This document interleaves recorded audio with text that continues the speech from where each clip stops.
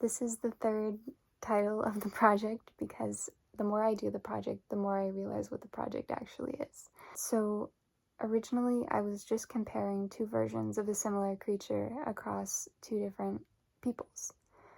But now I'm comparing how those foreshadowed the real monstrous acts that would happen when these two peoples interacted.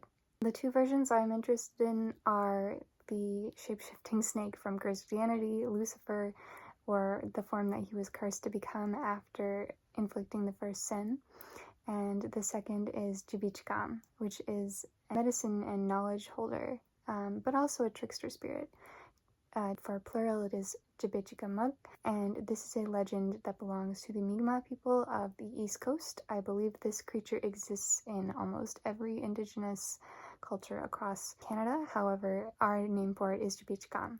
And I'm going to look at these stories, how these two people interacted with those stories, and then how these people interacted with each other. When we look at the Bible, the original sin, for anyone unfamiliar, the original sin story is where Lucifer, disguised as something that's not yet a snake but will be a snake, goes up to Eve and is like, hey, you should eat this fruit. And Eve is like, that's against the rules. And he's like, no, but it's really good for you. And because Eve has no concept, good or bad or deceit, she eats it. And then she gets Adam to eat it, and then they're both knowledgeable. They both ate from the tree of knowledge, and now they understand sin, which is interesting to me because I don't think I could hold them responsible for doing that, but God did. And he also cursed Lucifer, who decided to tell them to do that, to become a snake. So he is now forced to walk on the ground with his belly to slither and eat dirt and rocks. So I don't know what he looked like before that. I don't know if he had legs. Was he just a lizard, and the reason snakes exist is because God was pissy and is revoking your arm privileges? Anyways. And then after that, Eve and Adam are forced out of the Garden of Eden, and we now have regular life as we know it today. And I think those stories are really interesting because everything within the Bible is framed in a way that God is inherently correct, and it might seem a little blasphemous to suggest that might not be true. I feel like I'm going to really upset some family members here. But if we look at the framing of the Bible, any inherently morally good or bad act is fine when done by a person who is executing God's wishes.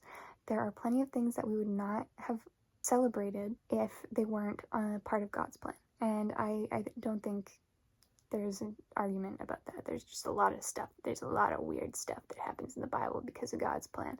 That is what it is. The repercussions of there being a time for some immoral acts to be correct and some acts that are not inherently immoral to always be wrong, that we sort of continue to do that in our own lives. We'll start to let ourselves do bad things because God said so. Did God instruct you to do that exact thing, or is that what you think he would want? Do you know? And if you do, is it within your right? Is it your job to do? There's a lot of things that happen that Christians do that end up being sort of a blasphemization of their own faith because they think they're carrying out God's will. And a lot of Christians struggle with other sects of Christianity because they look at them and they say, that's not what I believe in as God's will. That's your interpretation and you're speaking wrongly. Ignore the burrs in my hair. I'm choosing my battles right now. And so there's a lot of divide in this culture, but for a long time, Christianity was a religion that you listened to. There would only be a few people who could read in a town or whatever, and one of them would probably be the priest, and well, it would always be the priest because how's he going to tell you what's in the Bible? And then the priest will take the Bible and he will create sermons or read directly from it. And when you do so, and you have this giant book club, the initial interpretation from that one person is being given to the masses. Most people that I know say that their relationship to God, if they are religious or spiritual, is incredibly personal. I think each person has to come to religion or spirituality in a very specific way to them. And that's where I think the shortfalling of having a large group of people only getting source material from one person's interpretation becomes an issue, because that interpretation is not going to be all of the people in the crowd's interpretation, but it's the only thing they have access to.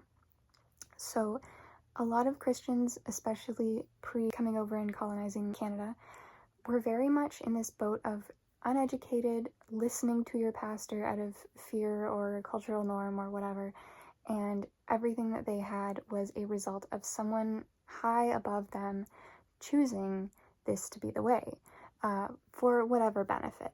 You can say it was a moral thing, or perhaps it was an economic thing, but we do know that for many years, the church was used as a form of government, a form of organization to control the people in what they would and would not do. They would influence them, it would be reflective of on the economy, etc. So these people, their church and state are not separated. So everything that they believe is related to what they are directly being taught. And what they are being taught is that the reason that they suffer forever, that every person who's ever lived has had a bad time, is because Lucifer had Eve eat that apple. And that creates a ripple of resentment to snake-like things. We have this reflected in our language. If you call someone a snake, they are deceiving you, they are tricking you, they are looking for your downfall. And we also had this reflection on women, where all women are naive and need to be led by men, and men cannot be seduced by their women to do sins because of this story. This story creates resentment to this day because people believe that those actions are still in a big ripple effect. And it's definitely getting better as the world is opening up to having more people engage with their own religion in their own ways. But it was a very prevalent thing in the 1600s, right? And that's what we're talking about. We're talking about the 1600s. And this is important because the other group of people I'm talking about is the Mi'kmaq people, a First Nations group of people that are native to the Maritimes, the east coast of Canada and Maine in the US. An important note is that the Mi'kmaq people converted fairly early. A quote from the Cape Breton University site states, "Relations with outsiders grew more complex when the Mi'kmaq began converting to Catholicism. The process occurred over a 70-year period, beginning with the conversion of Grand Chief Memberatu in 1610. I could be butchering his name. I'm so sorry, Memberatu. But this happened in 1610. This is a fairly quick conversion, considering the very first contact was briefly with the English in 1467, less than 200 years prior, and then by the French in 1534. Strong regular contact between the Mi'kmaq and Europeans would not develop until the 1700s, and even then they would have to learn two different languages for them to understand either of them. And most of the contact that was happening was between traders and trappers. So no Mi'kmaq regular society was really interacting with colonists until, I'd say, the late 1500s, the mid to late 1500s. And so if Grand Chief Memberatu converted in 1610, this means that they would have had less than 40 years, 50 years maybe, of time to sort of culturally understand and meld together. So what did the Mi'kmaq believe prior to this, in 1600? My source on all Mi'kmaq knowledge comes from a long journey of researching it myself as a person reclaiming it. A lot of what I know about the historical contexts and ways that the Mi'kmaq people lived is from this book called The Mi'kmaq, How Their Ancestors Lived 500 Years Ago by Ruth Holmes Whitehead and Harold McGee. It was illustrated by Keen Cullenbach, I believe. And then there'll also be several website links that I have in my transcript. If anything is not cited, I do apologize in advance, but I have definitely heard it somewhere on the depths of the internet, from some elder video or someone's thesis. But I'd like to tell you a little bit about how the Mi'kmaq people interacted with their spirituality, and then specifically about the Jibichikam story, which mirrors the original sin in a very interesting way. The Mi'kmaq people primarily lived a semi-nomadic lifestyle, going inland and then back out to the coast depending on the time of the year. They were a hunter-gatherer society, and they heavily had themes of community, but also niches within a community. Every individual had a very important relationship to all of the individuals around them. And I know that's pretty standard for a society, but it was much in the same way that we look at a food web where you see there's all of these different people, these different creatures interacting to create working ecosystem. And then if you took one of these things out, there's going to be a deficit, a hole in the ecosystem. Things would collapse. And this is very much how Mi'kmaq societies worked. Each person was given a role or takes a role based on their interests and skill levels in different things. And then they would continue to take up that niche. So say one family is really good at basket weaving. They might weave all the baskets. And they'd still do a fair amount of other activities like hunting and fishing and things like that, but they would trade with the other families for different niche things. There was a lot of trading. And so there was also this element of like respect, not only for yourself and others, but for the ecosystem around you. The Mi'kmaq people viewed the other life forms around them as just as alive as they were. It was very much, we are all sort of cousins or siblings situation, even if it was animals or plants, especially plants, because the primary spiritual healing method was always to do with plants. There were so many medicinal plants that even children would have hundreds of plants memorized by the time they were 10. And they would know how to identify these in multiple ways throughout all seasons and exactly how to use them. And the legend of how they say they received these pieces of knowledge, this healing medicine, is that when a community is in trouble, a plant person that has the power to help them might come in as a weary soul, as someone looking for help. If this plant deemed the village worthy because of their respect that they were shown, then they would reveal themselves to be a plant spirit, and they would show people the way that the medicine looked in all 4 seasons so that they could find it anytime they needed or whenever it was around. They showed the proper ways of harvesting and looking for it, and then they would also tell the best ways to use it for whatever medicinal purpose that it was needed. This is legendarily how we received the knowledge to use all of these different plants. And Jibich is one of these spirits. He's not exactly a plant spirit, but he is a guard of what people used to value as an incredibly important medicine. And this medicine has been lost to time, the exact species. Some people suspect it is something called Indian turnip, which could be used to treat a lot of breathing and chest ailments, like even tuberculosis, if used correctly. However, we are not sure.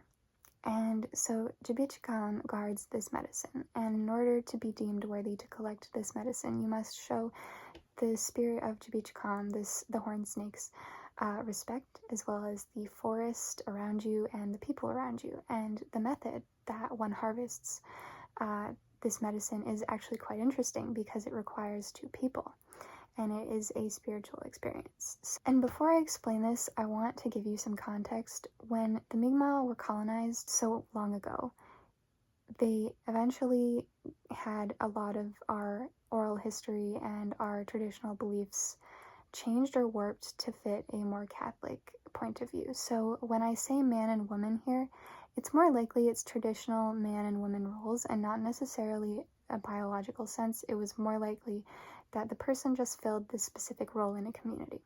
However, I digress. So a man and a woman would go out into the forest. Usually it would be the man that asks, and supposedly it was the most beautiful woman he could find. And these people they would not touch, they would not engage in any sort of acts other than just looking for this medicine. They would show this forest respect, they would show each other respect, and as they're looking, the woman would hear a rattling sound. And this rattling sound is supposed to mimic that of a rattlesnake, and this is why we sort of linked this to a serpent spirit. And so the woman can hear it, and they will guide them through the forest. Then the man can pick it once they've found it, if it is in a good way and it is responsible to harvest that specific plant. So they needed both of these people to track down this medicinal plant, which was likely used quite frequently as it had a really good power to help with the breathing and vascular systems. And this medicine was really important to these people because of the incredible health benefits that it had when used responsibly And there was a lot of care taken when harvesting this plant because the respect needed to be shown, and especially because they weren't dealing with a usual plant spirit. The guard was Jibich-Kam, a trickster and a fertility representation, but also a health and knowledge holder, a very wise spirit, but not necessarily a kind spirit. This spirit needs to be respected. So in order to make sure they had this important medicine for the community, the rituals would be executed as to a T as possible. These people would go out together, they would be responsible, they would be respectful, and they would collect this medicine. There's also a dance dedicated to the change of the season and the knowledge that comes with it, that is mimicking of a snake. The movements mimic a snake, and there is a lot of symbolism and layers in it to do with fertility, to do with changing of the seasons, the ever-changingness of reality, the way that we need to adapt as creatures to survive in an ever-changing reality. But it was also linked to Jibich-Kam, who was also a symbol of knowledge and adaptability. So this dance was also done to keep the village in a good way, to keep people in a good headspace, to keep people thinking about versatility and continuing to live in a good way. But it was also done to be like, hey, we respect you, Jibich-Kam, and the snake spirits that guard our sacred medicines. And so the really interesting thing about Mi'kmaq spirituality is that it was not organized. Each of these people would interact with these spirits and these ideas in a very personal way. And you would get teachings from an elder or a shaman or a religious leader, but they would be very much in line with what you needed to hear in that moment. They would take into account your particular situation, and stories would change based on exactly what that person needed to hear, because the teachings and the traditional stories were not used like law. They were used as teaching vehicles to show you and get you to think in a good way, to get you to think and make your own decisions, to come to your own conclusions about what you wanted to do without directly being told, so that you would have that framework in place to make that decision in the future. And that's not to say that everyone made amazing decisions, of course not, but there was a lot more leniency in forgiveness, in helping each other, and in making mistakes, I would say, as opposed to, say, Christian culture. There were a lot more taboos happening in Christian culture at that time, many things that the people of the Mi'kmaq did not consider to be blasphemous at all. So this culture is very specifically good at meeting other cultures, hearing them out, trying to understand, trying to view other people with respect and kindness and extend help when needed. This is the Mi'kmaq people. And culturally, since so much of our knowledge and safety revolved around being kind and hospitable to whoever we came upon, to treating people with respect and making sure that you're adapting to the world that's going on, the Mi'kmaq people, when settlers came, took them in. They said, we will trade with you, and we will speak with you, and we will learn a little bit about your religion, and things like that. And the Mi'kmaq people did not have a frame of reference for conversion. This was not something that I can find a record of any indigenous culture doing in that area at the time. There was a lot of similar beliefs, and there was not a lot of people being super sticklery about it or having people convert to another specific version of worship. So when the Mi'kmaq saw the Christians coming over and evangelizing and being so excited to share, they were like, let's share, let's do this together. And the thing is, with them being together, is that the Mi'kmaq people were open-minded. They were very open-minded and wanted to take all that they could in teachings that they got from these new people, because they had technology, they had some very impressive things going on. They wanted to learn from these people, but they also could see that these people needed to learn as well. So when these people, with their, what I'm assuming is fairly shaky grasp of each other's language and culture, started exchanging stories, and things started lining up, because things like the Mi'kmaq have a cross symbol, which is supposedly given to us to connect us to the spirit world, which is very similar to the Christian cross. We have a large snake, Jibich-Kam, who leads us to some sort of knowledgeable medicine, and Just because the connotations are very different between these two cultures does not mean that that is not going to translate. They're both like, oh my god, snake medicine, snake knowledge. They also have the concept of an Adam and Eve story. The first man we have was called Gluskip, and he did a lot of interesting things, and I think the stories are sort of similar to the idea of an Adam and Eve story. So I can very easily see how being very open-minded and accepting and having the survival of their culture built on adaptability and embracing new and interesting things, I think that they were very easy to convert. Not easy, but I think that out of all of the other cultures, the amount of things that lined up meant that it was highly likely that when that chief decided that he was going to convert, it was because he thought that he was converting to be with the same people, the same belief system, or at least one incredibly similar. Perhaps he thought it was an extension of their current belief system, but either way, I highly doubt that he actually knew the repercussions and nuances of what would happen after converting.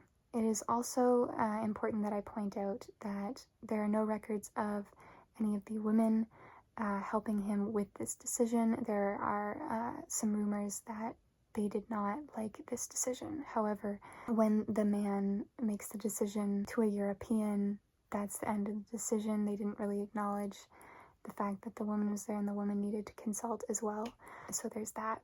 And it's quite possible even that the chief wanted some sort of gender binary to be instated because he knew that would be to his belief. We're all flawed human beings, and I can't possibly know what this historical figure wanted.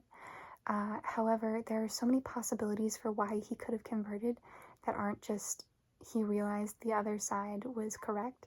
But I genuinely don't think he could ever have realized the consequences this small misstep would have for his people. And that reminds me very vividly of the way that Eve and Adam's small mistake, the small misstep to give in to the forbidden knowledge, had massive repercussions on their people forever.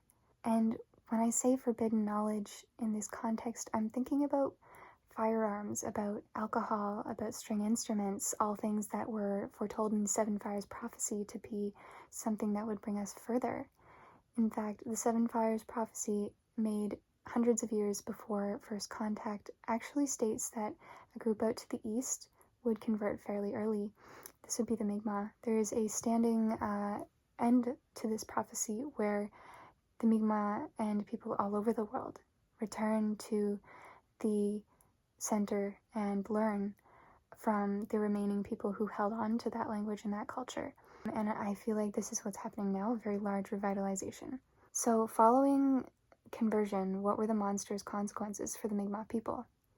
And now, when you talk about the Mi'kmaq people, you have to understand that their story is quite different in regards to what happened to them and where they are now in comparison to a lot of the other groups in Canada. Originally, when the colonists landed on Newfoundland Island, they met the indigenous people to Newfoundland Island, which is the Beotuks, who were completely genocided. They actually had bounties on the heads of every Beotuk, and you could bring in a deceased Beotuk person's head or scalp and receive a lump sum of money. And Beotuk people were basically hunted to extinction.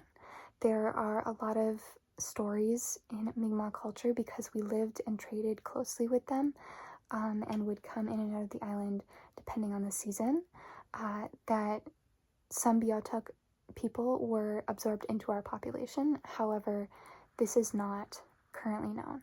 Since the settlers had made long-standing trade relationships with a lot of the Mi'kmaq trappers, they also had them tour them through Newfoundland Island and lead them to different Beotuk settlements so that they could then murder everyone. There are some historical accounts that suggest some of these trappers were actually misleading the colonists around the island away from these Beotuk settlements so that they could resettle in Mi'kmaq settlements and be absorbed into the population. I have no proof for this. This is just word of mouth. This is oral legend. But I know that there were definitely some trappers who really did sell the Beotuk people out. But regardless, when the island had no more natives on it, when the very last indigenous person who was native to that island full-time was gone, they realized they actually still needed native people. So they did a very common tactic, which was to displace a large portion of the indigenous peoples who lived over in more desirable land in Nova Scotia and New Brunswick, and they brought them to Newfoundland Island to do a lot of the more difficult inner island work, because they were used to the terrain and had semi-decent knowledge of the area, because they would go and trade there periodically. However, they settled a portion of the Mi'kmaq people in Newfoundland full time. And so this means that Mi'kmaq people are not only displaced from their traditional lands, a lot of them. This is like a standing issue because a lot of people still don't believe there are people native to Newfoundland, and in a way there aren't, but native people who would be on Newfoundland, who continue to have lived on Newfoundland for at least 400 years at this point, I would consider them native. So regardless, these relations made things very difficult. A large portion of their people were forced to do monstrous things and displace themselves and their families to be at the whim of this colonialist power that they had sort of be with. And since they were already allies, it's hard to back out when people start getting hooked on liquor, and when people realize they have so many more high weapons than us. How are we relying on them for things now that we want? So there was a lot happening, but because of the early stage in which they converted, it was very easy for the Catholics to slowly push all of the traditional culture away bit by bit until everything that was taboo in Catholic culture was gone. We have no record of our traditional tattooing practices except for records from other groups of indigenous people saying, yes, they used to be covered in tattoos, and some original drawings from the very first meetings between settlers and Mi'kmaq people, where the drawings of the Mi'kmaq people are covered in tattoos, one of which is a snake spirit, which I have tattooed on myself. This is my Jibichkam tattoo. And that is the closest I can get to my traditional teachings and tattoo practices, because the only thing I have is a white man's drawing and some other people's asides. And it's very similar. Our language is down to roughly 5,000 speakers. Our language and names are closely linked to Catholic or Christian names. Even traditional clothing is called into question. This is a traditional women's Mi'kmaq hat. Like this. I don't wear it in public because people will think I'm with the KKK, but that is that. And some people say that it was there far before the settlers. Others say that it was a trend taken on when women wanted to look similar to their colonial counterparts and wear a hat as well. Regardless of how this is, the roots of Catholic culture in Mi'kmaq culture have been there for 400 years. Many indigenous communities and practices around the world have been affected by Catholicism. Many traditional spiritual teachings, things that are passed down to this day in these indigenous communities, has been touched or altered by Catholicism, but since the roots of Catholicism go back 400 years in Mi'kmaq culture, it's very difficult to learn about anything that was not acceptable. And so that includes things like how we felt about gender, how we felt about strong women, how we felt about different things. We are the most binary group of people that I've come across when it comes to gender roles or division of labor. Most other groups say that you could fulfill any of these niche roles more or less because you would just do what you were naturally inclined to. And this wasn't necessarily applied to man or woman. It was more, this title is given to you when you do these things. So you are a woman because you fulfill this niche in your society or whatever. The roots of Catholicism and Christianity affecting indigenous spirituality and traditional teachings is present in every community. But since it's 400 years old in Mi'kmaq communities, it's very hard to find anything at all about things that were deemed particularly unacceptable by the Christian or Catholic religion, including anything that would be different from traditional Western gender roles, or tattooing practices, dancing, smoking, doing ceremony. These things were all very taboo. And so we've lost so much of it. And on top of that, there were also residential schools that many of our peoples were subjected to up as late as the 90s. These things were horrific. So many of our Mi'kmaq people suffered so badly, so much earlier than a lot of our counterparts from other parts of Canada, and that is because I think, at least in part, we were susceptible to the other monster. Most ironic to me is that if you look at this story in a less scrutinized manner, the Christians became what they sought to destroy. They saw a snake and they wanted to kill it because their snakes are bad, but in doing so, they created another snake themselves, and the way that they treated the indigenous peoples who had a snake of their own that wasn't distrustful like theirs, wasn't bad like theirs, that could be trusted and respected, because all of them could be trusted and respected to a degree. And in extending that out, they were made vulnerable because the Christian Catholics didn't have that same sentiment. They were scared of the snake that the indigenous people had, the spirituality, the livelihoods that they maintained. And when they sought to save themselves by saving others, they created a monster just like the one they had feared, one that once inflicted would affect the lineage of these people for the entirety of history since it has happened. And maybe one day that'll change, but for now, Christianity became what it sought to destroy more than anything, and it created new fears in other groups of people. It spread the destruction of their snake.